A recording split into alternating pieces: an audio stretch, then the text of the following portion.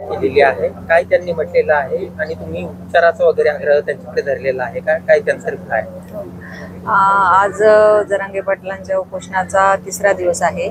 आमची टीम पहिल्या दिवसापासून इथे कार्यरत आहेत. मेडिकल ऑफिसर, तालुका आरोग्य अधिकारी इथल्या अंबड तालुक्यातले, त्याच्यानंतर आमचे CHO सगळे हेल्थ टीम इथे आहे. आणि त्यानंतर आज सकाळी त्यांचं जे चेकअप करण्यात आलेलं आहे त्याच्यामध्ये त्यांची BP जो होता तो 110/60 एवढा होता, थोडासा लोअर साईडलाच आहे. त्याच्यानंतर त्यांचं साखरेची तपासणी, रक्तातील साखरेची तपासणी करण्यात आलेली आहे.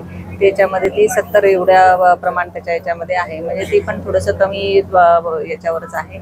तर आणि तिसरा दिवस उपोषणाचा असल्यामुळे तर थोडंसं अशक्तपणा पण त्यांना जाणवत आहे. आणि टीमनी आग्रह केला आणि मी स्वतः त्यांना आग्रह व्यक्त केला तर त्यांचा की आपण एक सलाईन लावून घ्यावे, IV फ्लुइड्स देण्यात यावे, आपल्याला ते गरजेचं आहे अत्यंत.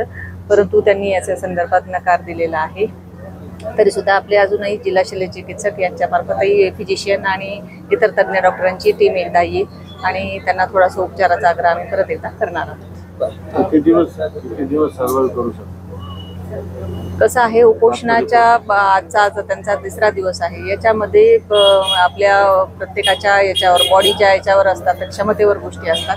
आणि हे आता यांचं सलग या वर्षभरात बरेचसे उपोषणं झाल्यामुळे थोडंसं त्यांना त्रास वाढत आहे प्रत्येक उपोषणामध्ये.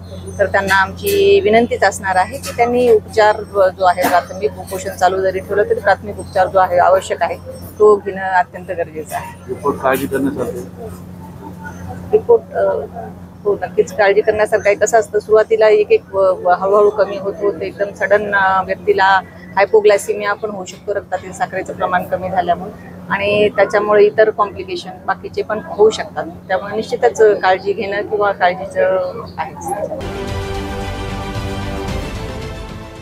देश विदेशातील प्रत्येक घडामोडींचे लाईव्ह अपडेट मिळवण्यासाठी आता साम टीव्हीच्या सर्व सोशल मीडिया प्लॅटफॉर्मला लाईक, फॉलो आणि सबस्क्राईब करा. तसंच सर्व नोटिफिकेशनसाठी बेल आयकॉन प्रेस करायला विसरू नका.